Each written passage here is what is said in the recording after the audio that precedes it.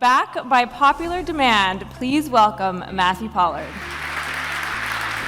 We all tell stories in our personal life, don't we? How many people here are married? Now the story of how my wife and I met, gosh, it's a theatrical masterpiece. I say something, my wife says something, we say things together, we hold each other's hands, we look at each other. That's how we met.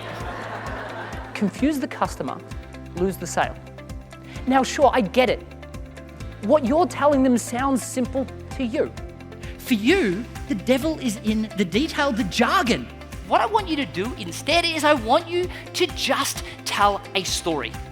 If you can change your behavior and start telling stories, you will shorten sales cycles, you will increase closure rates. The people loved him. We heard outstanding feedback. When he finished, everybody wanted to talk to him. So there's a line outside with him. The response was outstanding. There's this Princeton study that says when somebody tells a story, our brains start to synchronize. This thing called neurocoupling happens. Neurocoupling means that we actually create artificial rapport.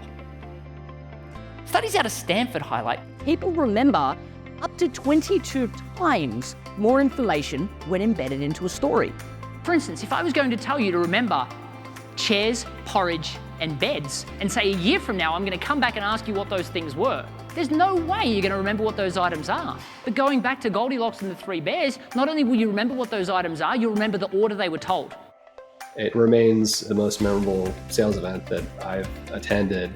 Leveraging power stories has helped us speed the sales cycle time, and ultimately it led to closing one of the largest deals in the history of our company. How much time are you spending chasing clients, following up with them, and potentially not getting the sale because you don't have these well-prepared stories that help the customer know that you can deliver? I went from scared to sell to teaching hundreds how to do it. Now, thanks to my best-selling book, The Introvert's Edge, I get the opportunity to teach thousands.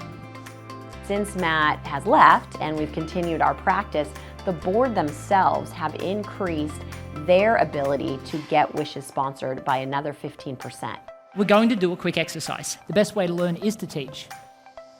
Use your ability to actively listen to actually connect the story to their unique situation and what they've told you beforehand. They remember more of it, they feel like they've got a better relationship with you, and the moral of the story is it's a no-brainer, so it makes it so much easier. Does that answer your question? That was brilliant. Thank you for joining. We've had some of the top sales speakers: Anthony Iarino, Jeb Blunt, Mark Hunter, Neil Rackham, Tom Snyder, Lisa Earl McLeod. Matthew was definitely one of our top 3 or 4 speakers that we've ever had. You need to have a very refined sales script that leads to an objection, like the commercial real estate company. That objection leads to telling a story. Now, the logical part of the brain is the part that's saying, I don't know whether that would work for me. The emotional part of the brain, when it hears a story, it literally short circuits the logical brain and goes, story time! And it listens. And it doesn't listen to any of the details, it just assumes all of that to be factual. And it's listening for the moral of the story. Now, the moral of the story is that the customer had a successful outcome working with you. And because of that, so can they.